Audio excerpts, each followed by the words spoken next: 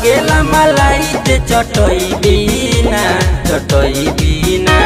गोरखपुर के खुश कके जई बिना समियाना में दोबारा फेरू आई बिना देवरिया के खुश कके जई बिना समियाना में दोबारा फेरू आई बिना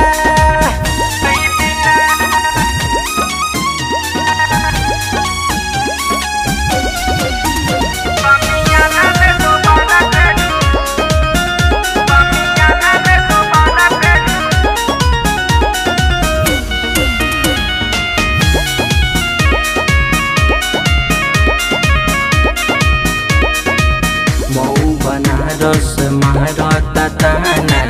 आज मैं गड़ी के तू भैलू दीवाना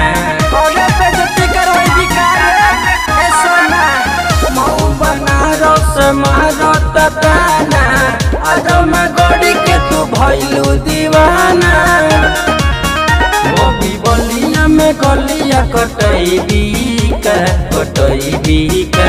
गोरखपुर के खुश कके जई बिना समियाना में दोबारा फेरू आई बिना देवरिया के खुश कके जई बिना समियाना में दोबारा फेरू आई बिना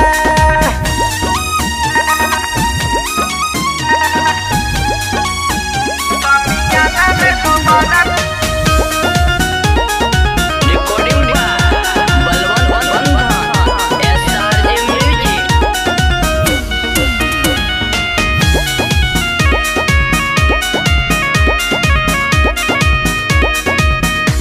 नगर में तो के हम घुमाइब गुंडा के बंडा तोरे हाथ में थमाइब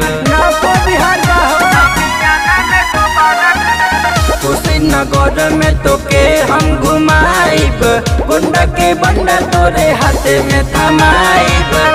मिस्टर रविंदर बलवंत के चिखई बिना गोरखपुर के खुश कके जई